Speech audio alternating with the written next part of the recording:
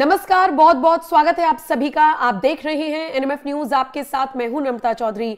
और आज एक बार फिर आपको वो खबर बताने जा रही हैं जो पश्चिमी उत्तर प्रदेश से सामने आई है। और खबर एक कुख्यात अपराधी के एनकाउंटर से जुड़ी हुई है। उत्तर प्रदेश के शामली में कुख्यात बदमाश मिथुन बावरिया का एनकाउंटर हुआ है, जिसमें वो ढेर हो गया। 1 लाख रुपए का इनामी बदमाश था।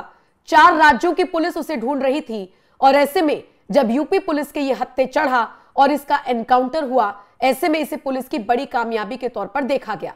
हालांकि आपको बताते चले, बदमाशों के साथ जब पुलिस की मुठभेड़ हुई, उसमें एक हेड कांस्टेबल जिनका नाम हरविंदर है, बताया जा रहा है कि उनको भी गोली लगी। वो भी गंभीर रूप से घायल है और उनका इलाज जिला अस्पताल में चल रहा है।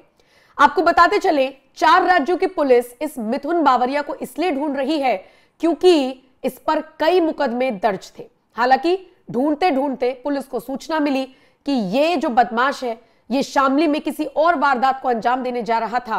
और उसके बाद पुलिस ने इस पूरे ऑपरेशन को चलाया और उसी में इसकी धरपकड़ हुई। हालांकि चूंकि पुलिस पर फायरिंग की गई, तो पुलिस ने जवाबी कार्रवाई करते हुए इस बदमाश को ठिकाने लगा दिया। आपको बताते चले, ये कई मामलों में वांछित था। बताया जा रहा है कि एक सराफा व्यापारी से लूट की वारदात को इसने अंजाम दिया था, जिसके बाद पूरे जिले में पुलिस हाई अलर्ट पर थी। अपराधियों की तलाश में जगह जगह चेकिंग अभियान चलाया जा रहा था। इस दौरान पुलिस को सूचना मिलती है कि झिजाना जो क्षेत्र पड़ता है, उसमें बावरिया गिरोह के सदस्य एक बड़ी वारदात को अंजाम देने वाले हैं। सूचना पर पुलिस पहुंची। पुलिस ने बदमाशों को पकड़ने की कोशिश की, लेकिन बदमाशों ने पुलिस को देखते ही ताबड़तोड़ गोलियां बरसानी शुरू कर दी। जाहिर सी बात है, पुलिस पर बदमाश गोलियां बरसाएंगे तो पुलिस आरती थोड़ी उतारेगी। पुलिस ने जवाबी फायरिंग की और इसी में कुख्यात मिथुन बावरिया ढेर हो गया, क्योंकि बावरिया गिरोह पूरा एक्टिव था और यहां पर एक बड़ी वारदात को अंजाम देने आया था और इसी में मिथुन बावरिया भी संलिप्त था। आपको बताते चले, कुख्यात मिथुन बावरिया तो ढेर हो गया, लेकिन एक ऐसा बदमाश भी रहा जो मौके का फायदा उठाकर भाग निकला और फिलहाल पुलिस को उसकी तलाश है। अब बात अगर मिथुन की करें, तो मिथुन एक बेहद शातिर किस्म का अपराधी था। उसके ऊपर शामली पुलिस ने 1 लाख रुपए का इनाम घोषित कर रखा था। बागपत पुलिस भी उस पर इनामी राशि घोषित कर चुकी थी। कांवड़ यात्रा के दौरान बागपत जिले में एक महिला से लूट की बड़ी वारदात को इसने अंजाम दिया था और उसके बाद से ही वो पुलिस की रडार पर था।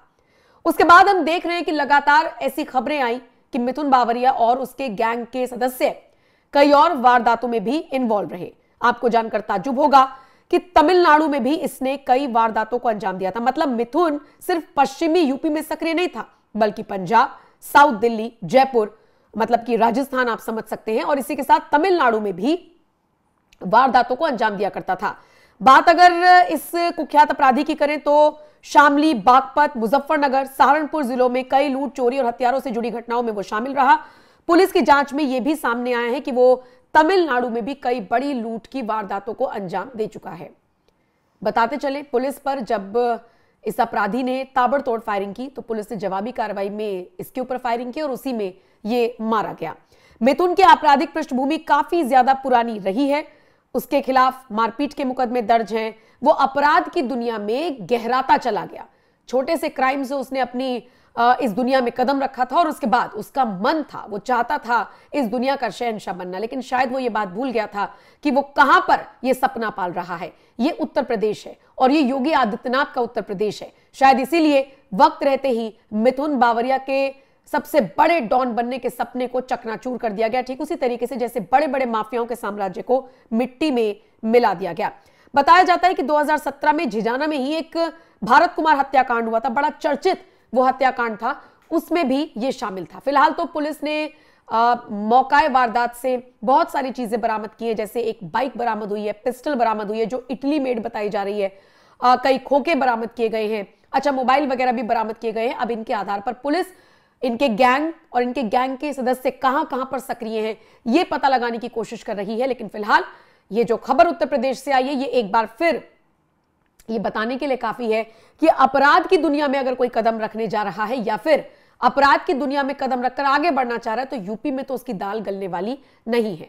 और वैसे भी उत्तर प्रदेश के मुख्यमंत्री डंके की चोट पर कहते हैं कि इस चौराहे पर क्राइम होगा, अगले चौराहे पर अपराधियों को यमराज खड़े मिलेंगे। ठीक उसी तर्ज पर यह पूरा एक्शन हुआ है शामली पुलिस की तरफ से, और इसे बड़ी कामयाबी के तौर पर इसलिए देखा जा रहा है क्योंकि 4 राज्यों को इसकी तलाश थी और यूपी पुलिस ने इसको मार गिराया, इसका एनकाउंटर कर दिया।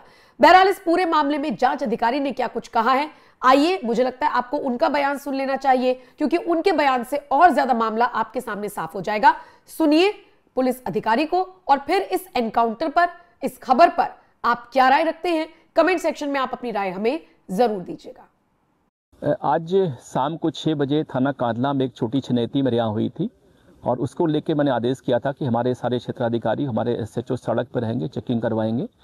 उसी परिप्रेक्ष्य में चेकिंग का काम चल रहा था, तभी हमारे SWAT प्रभारी कुलदीप जी को जानकारी हुई कि हमारे जनपद का मोस्ट वांटेड रिवार्डेड बदमाश मिथुन बाबरिया, जो बहुत दिनों से फरार चल रहा था, आज वो पाउटी कला के जंगल में एक मड़ई में आया हुआ है, अपने साथी के साथ वहाँ पे वो नाश्ता पार्टी कर रहा उसमें। सूचना पे हमारी SWAT टीम तत्काल झिझाना पे आई, वहाँ SHO वीरेंद्र सिंह कसाना को लेकर के, उनकी टीम को लेकर वहाँ पे लोग दबिश डाले और बदमाशों ने अचानक पुलिस पे जानलेवा फायरिंग की, जिसमें हमारा एक सिपाही हरविंदर गंभीर रूप से घायल हो गया। उसको हम लोग रेफर कराए CHC ऊन के लिए, और जहाँ से रेफर हुआ जिला अस्पताल शामली के लिए, जहाँ उसका इलाज चल रहा, अभी उसकी हालत ठीक चल रही है। बदमाशों की फायरिंग से हमारी पुलिस ने प्रख्यात फायरिंग की, जिसमें एक बदमाश मिथुन गंभीर रूप से घायल हो गया और एक बदमाश भागने में फरार हो गया। मिथुन को तत्काल हमारी मौके पे मौजूद पुलिस ने CHC में एडमिट कराया, जहां से उसकी हालत गंभीर देखते हुए उसको रेफर किया गया जिला अस्पताल शामली के लिए, और जहां उसकी मौत हो गई। आपको बता दूं कि ये मिथुन एक बहुत कुख्यात बदमाश है, जो जनपद शामली से 3 मामलों में लूट के वांछित चल रहा है, और इस पर अब तक ज्ञात लगभग 2 मुकदमे हम लोगों को मालूम है। ये है जनपद बागपत से भी वांटेड है, हमारे यहाँ से इस पर 50,000 रुपये का रिवार्ड पूर्व से घोषित किया गया था। जनपद बागपत से नाम इस पर घोषित किया गया है। 1 लाख रुपये रिवार्ड के लिए हम लोगों ने अलग से इसको प्रस्ताव जोन महोदय के यहाँ भेजा हुआ है, और एक साथी इसका और भी है जो बागपत से वांटेड, वो भी इस वक्त फरार हुआ है। मौके से आपने देखा अभी कि एक प्राइवेटेड बोर की कार्बाइन बरामद हुई है, इसके अलावा एक बरेटा पिस्टल जो मेड इन इटली हो बरामद हुई है। मौके से काफ़ी बड़ी मात्रा में खोखा और जिंदा कारतूस बरामद हुए हैं। अपराधियों के पास से यहाँ एक बाइक बरामद हुई है जिसपे नंबर प्लेट नहीं पड़े हुए हैं। इसके अलावा एक बैग है और शराब की बोतल है, ग्लास यहाँ पे है। मैं आपको बता दूं कि ये अपराधी बहुत कुख्यात किस्म का अपराधी है, बदमाश है, जिसने पंजाब, हरियाणा, दिल्ली, वेस्टर्न यूपी और साउथ में बहुत सारे इसने क्राइम कर रखे हैं। अभी हम लोग के सामने ज्ञात रूप से इसके केवल 2 मुकदमे हम लोग को प्रकाश में आए हैं।